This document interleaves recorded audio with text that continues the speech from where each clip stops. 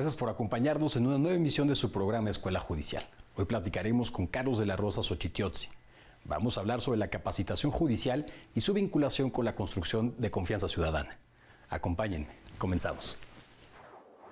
Carlos de la Rosa Xochitl estudió la licenciatura en Derecho en la Universidad Nacional Autónoma de México, maestro en Derecho por la Universidad de Yale y candidato a doctor por la misma casa de estudios. Durante su posgrado, fue becario Fulbright García Robles. Fue investigador en el Centro de Estudios Constitucionales de la Suprema Corte de Justicia de la Nación y en la Asociación Civil México Evalúa. También en el Centro de Investigación para el Desarrollo CIDAC. Carlos de la Rosa es profesor de posgrado en la Facultad de Ciencias Políticas y Sociales de la UNAM. Actualmente, es titular de la Unidad de Programas Académicos de la Escuela Federal de Formación Judicial. Carlos, muchas gracias por acompañarnos nuevamente a tu programa Escuela Judicial. Muchas gracias, Francisco, por la invitación. Como siempre, es un honor, un gusto estar con ustedes. Al contrario, el gusto es nuestro. Carlos, permítame por favor comenzar sentando un piso mínimo. ¿De qué hablamos cuando hablamos de capacitación judicial? ¿Y a cargo de quién está en el Consejo de la Judicatura Federal, en el Poder Judicial de la Federación? Claro que sí, Francisco.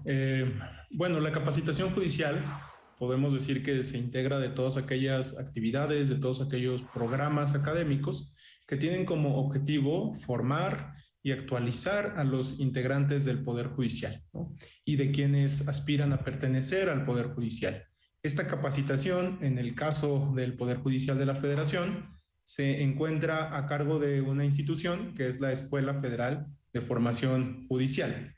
Esta capacitación, la capacitación que está a cargo de la escuela, tiene un objetivo principal, y este objetivo principal es consolidar una determinada idea de perfil judicial, ¿no?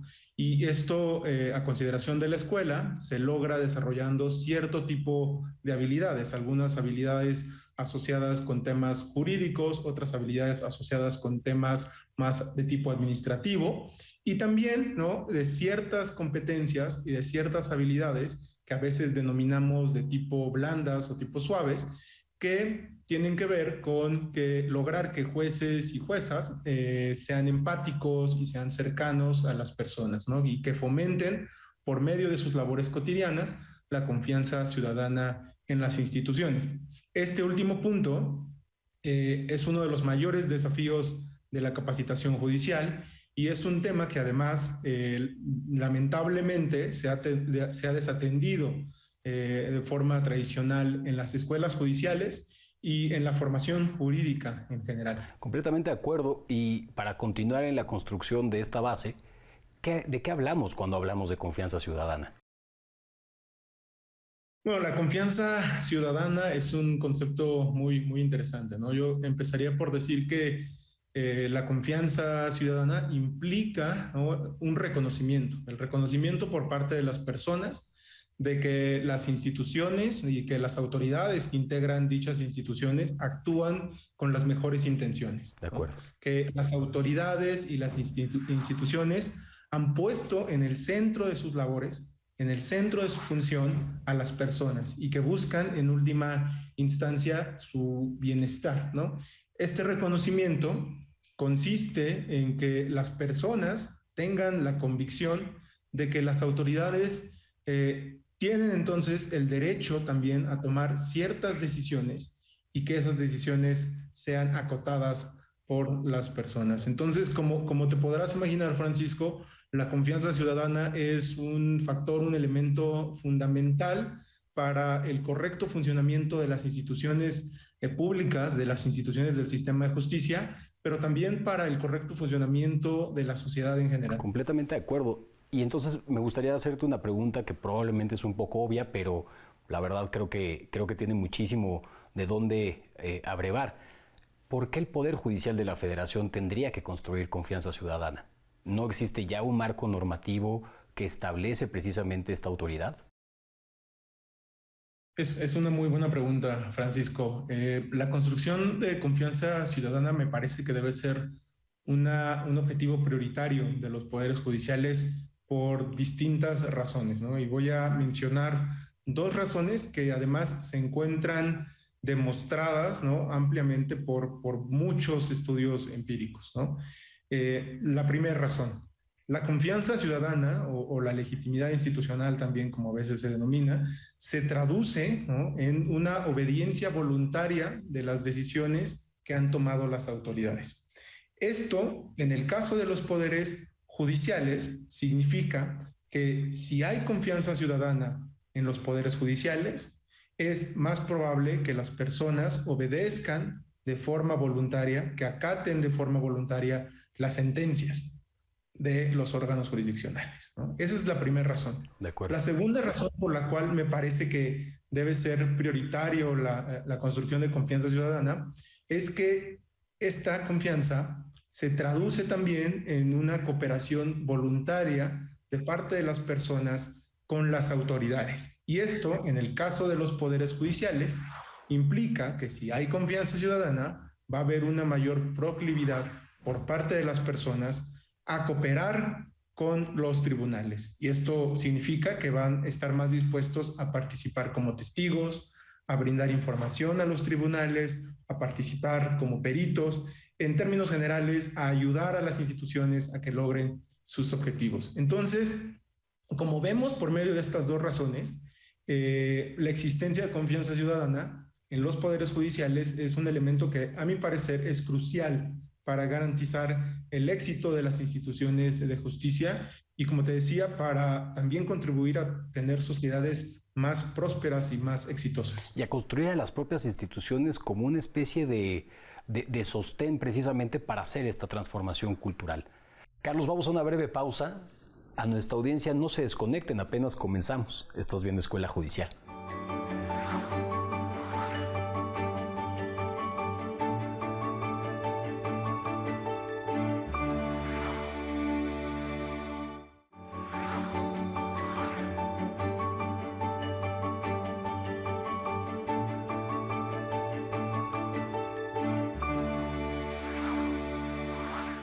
Estamos hablando con el maestro Carlos de la Rosa Xochitl, titular de la Unidad de Programas Académicos de la Escuela Federal de Formación Judicial.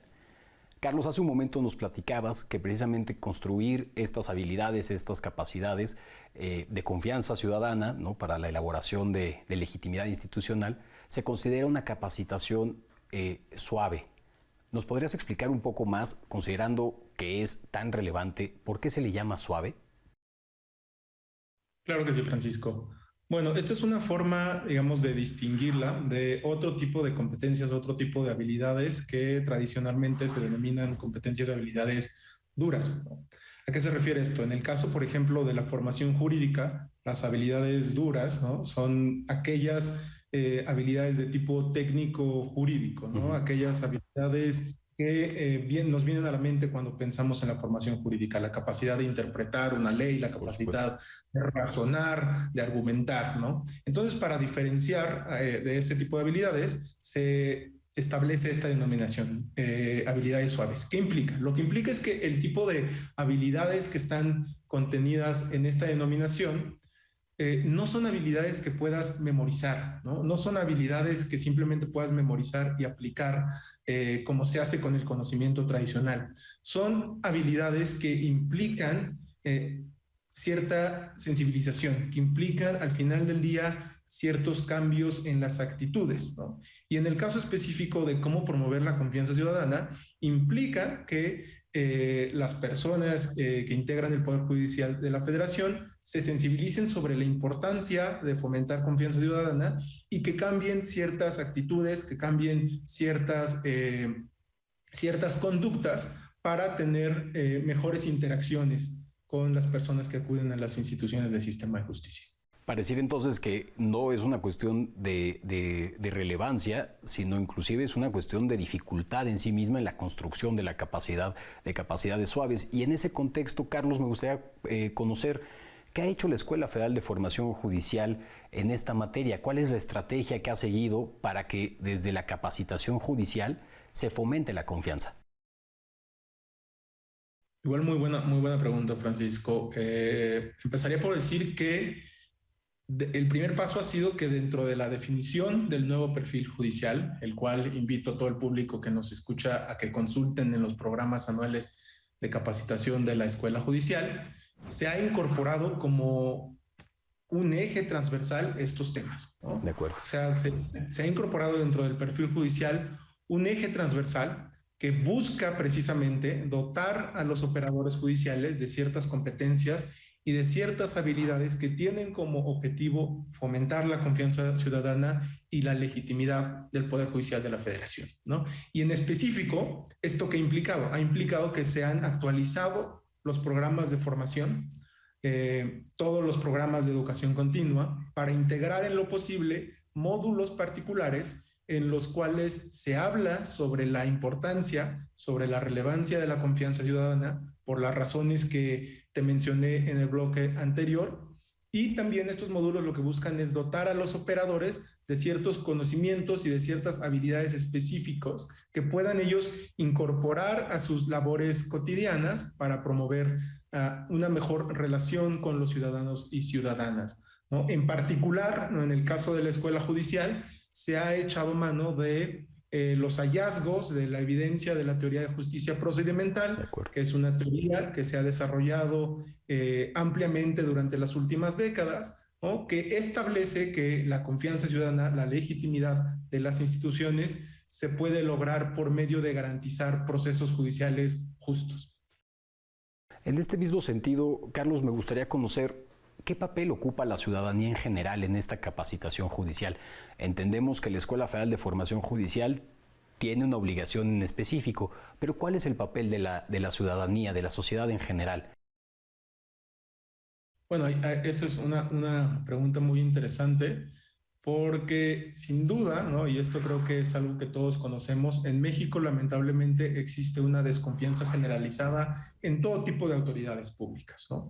Entonces, en ese sentido, hay un reto importantísimo que, por supuesto, la Escuela Judicial está tratando de incidir en ese aspecto, pero es un reto que tenemos como sociedad en general, que es cambiar esta cultura, ¿no?, de desconfianza a las instituciones públicas, ¿no? Es decir, el gran reto me parece que tenemos como sociedad es renovar, ¿no?, como los términos en los cuales se produce nuestra socialización legal, ¿no? ¿Qué esperamos de las instituciones? Cómo entendemos nuestra relación con las instituciones, y ese es un reto, un desafío importantísimo que debemos atender, por supuesto, desde las instituciones públicas, pero también desde otros ámbitos, como pueden ser los ámbitos académicos, de las escuelas y también en otros espacios públicos. Por supuesto, y precisamente en algún momento platicábamos de esta democratización del conocimiento que también ha llevado a cabo la escuela, y me parece que eso es una forma precisamente de difundir una nueva cultura, una nueva forma de entender la relación entre las instituciones y la sociedad. Pero Carlos, vamos a una breve pausa. A nuestra audiencia, por favor, acompáñame a conocer este libro. Nos ofrece un panorama muy completo para familiarizarnos con los derechos humanos. Esta obra la puedes consultar en la biblioteca de la Escuela Federal de Formación Judicial. Continuamos. Si quieres conocer los principios básicos de los derechos humanos, este libro es para ti. Manual de Derechos Fundamentales es la obra que explica el origen de los derechos humanos, desde la fundamentación filosófica y la evolución histórica, pasando por las etapas de los derechos humanos y sus generaciones, hasta los principios que rigen la legalidad y el Estado de Derecho. Este libro está basado en el principio de la dignidad humana. Plantea la importancia de la universalidad, interdependencia, indivisibilidad y progresividad como ejes rectores de los derechos humanos. Profundiza en el ejercicio del control de convencionalidad y la jurisprudencia interamericana. Incluye un apartado sobre las restricciones de los derechos consagrados en la Constitución y su interpretación por el Poder Judicial Federal. Consulta esta obra. Está disponible en la Biblioteca Felipe Tena Ramírez de la Escuela Federal de Formación Judicial.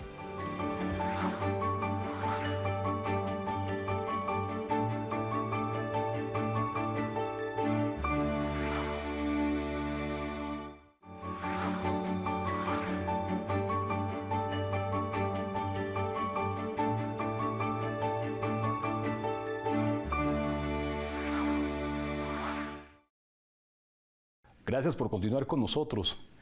Carlos, ¿cómo se construye la confianza ciudadana? ¿Cuáles son los métodos? ¿Existe una metodología para ello? Bueno, esa es una pregunta muy interesante, Francisco. Por supuesto que hay distintas maneras de incidir, ¿no?, y de fomentar la confianza ciudadana. Desde la Escuela Judicial hemos optado por una alternativa, por una de las estrategias que se ha identificado en la investigación empírica. Específicamente hemos echado mano, como te mencionaba en el bloque anterior, de la teoría de justicia procedimental. La teoría de justicia procedimental es una teoría que se construyó en la intersección entre los estudios de tipo de la psicología social y los estudios del derecho y los estudios de la justicia, ¿no? Básicamente, lo que nos propone esta teoría como ruta para construir confianza ciudadana es que esta confianza se construye por medio de procesos de toma de decisión o procesos judiciales, en el caso de los judiciales, que sean justos, que sean de calidad. A ver, ¿esto qué implica, no? Esto significa que dichos procesos deben garantizar una serie de elementos en todas las interacciones entre autoridades y personas. El primer elemento que se debe garantizar en todas estas interacciones es el respeto. Debe haber un trato respetuoso entre las autoridades y entre las personas. Debe haber un trato que reconozca la dignidad de las personas. Ese sería el primer elemento. El segundo elemento es la imparcialidad o la neutralidad. En cualquier interacción entre una autoridad y una persona, debe quedar claro que la autoridad está tomando decisiones con base en hechos, con base en los hechos del caso y con base en reglas y con base en principios. Es decir, tiene que quedar claro, ¿no?, que las autoridades no están siendo influenciadas por prejuicios, por sesgos o por otro tipo de consideraciones. El tercer elemento que nos sugiere la teoría de justicia procedimental es la voz, ¿no? ¿Esto qué implica? Que en cualquier interacción entre autoridades y personas debe haber la posibilidad de que las personas expresen sus intereses, expresen sus preocupaciones, ¿no? Que tengan un margen para poder expresarse y hacer llegar esos mensajes a la autoridad que toma la decisión. Y un elemento también importantísimo es la claridad o el entendimiento. Es decir, no solo es necesario, por supuesto, que las autoridades justifiquen sus decisiones, pero también es importante que esas justificaciones se transmitan de forma clara, de forma entendible para las personas. Y lo que nos dice la teoría de justicia procedimental es que la presencia de estos elementos que acabo de describir en las interacciones entre autoridades y personas construye legitimidad institucional, construye confianza, ¿no? Ahora, el gran desafío, me parece, es lograr incorporar estos elementos en todas las interacciones y en las labores cotidianas de las autoridades. Por supuesto, el reto parece enorme cuando lo que estamos considerando, tomando tus palabras sobre estas capacidades, estas habilidades blandas, pues es reaprender una serie de circunstancias que nos han marcado en la vida. Sin embargo, me gustaría preguntarte, antes de seguir adelante, en este tema del lenguaje claro, que se pueda entender, que sea entendible, ¿cómo se combina, cómo se compagina precisamente con la modificación del lenguaje jurídico, que también es un esfuerzo importante que el Poder Judicial de la Federación ha emprendido? Sí, ese es un tema importantísimo, ¿no? Como te decía, hay muchas investigaciones que han identificado que cuando las personas entienden, ¿no?, cuando hay claridad en los procesos judiciales, en los procesos de toma de decisión de las autoridades, las personas tienen una mayor proclividad para acatar las decisiones de las autoridades y para cooperar con las autoridades. Entonces, la claridad o el entendimiento tiene, por supuesto, un valor pedagógico, ¿no? Tiene, por supuesto, también un valor de socialización del conocimiento, pero al final del día también tiene un valor de tipo, digamos, utilitario, porque permite que las personas estén más dispuestas a cooperar con las autoridades, con las instituciones y facilita en última instancia la labor de las instituciones. Yo te diría que ahí el desafío es que las autoridades hagan un esfuerzo adicional, ¿no?, un esfuerzo adicional por asegurarse de que sus decisiones, de que sus procesos de toma de decisión sean efectivamente comprendidos por las personas, ¿no? Es decir, y que además tomen en consideración las distintas variaciones que puede haber en términos de edad, ¿no? De conocimientos previos, ¿no? Todas esas tipos de características particulares. Por supuesto, Carlos, y además, si me permites añadir, pues generar la sensación también desde una justicia narrativa de que precisamente se está impartiendo justicia. Carlos, te agradezco muchísimo que nos hayas acompañado y nos hayas brindado claves para entender esta materia que, si bien nos podría quedar clara en una primera aproximación, en su análisis y su profundidad tiene estos niveles de complejidad. Muchísimas gracias, Francisco, por la invitación. Es un tema que me apasiona mucho en lo personal y muchas gracias por el espacio para conversar sobre este tema. Al contrario, Carlos, muchas gracias a ti. Carlos de la Rosa Xochitiotzi, titular de la Unidad de Programas Académicos de la Escuela Federal de Formación Judicial. A nuestro auditorio, gracias por acompañarnos. Les dejamos una dosis de nuestra cultura. Esto fue Escuela Judicial. Hasta la próxima. Les saludo desde el emblemático barrio de San Ángel, al sur de la Ciudad de México, para invitarles a ampliar sus territorios de placer, esta vez en el Museo del Carmen. Vamos a conocerlo.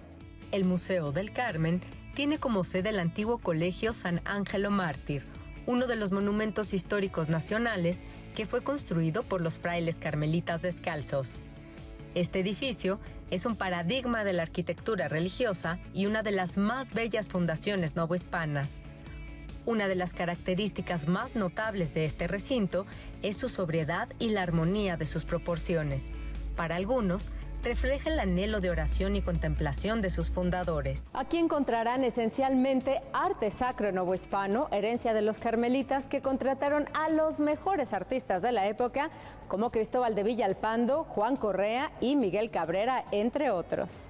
Podrán disfrutar del claustro con sus juegos de luz y sombra, de los lavabos, que son una auténtica joya en Talavera poblana, la sacristía, un punto de encuentro de las más refinadas expresiones artísticas novohispanas, la capilla doméstica y su retablo barroco, que es el único ejemplar que sobrevivió al paso del tiempo. El museo también cuenta con piezas que atesoran la fantasía y memoria de nuestro país, como las 12 momias halladas por soldados revolucionarios y fotografías antiguas. Hasta aquí nuestro recorrido por el Museo del Carmen, donde podrán disfrutar de importantes obras novohispanas.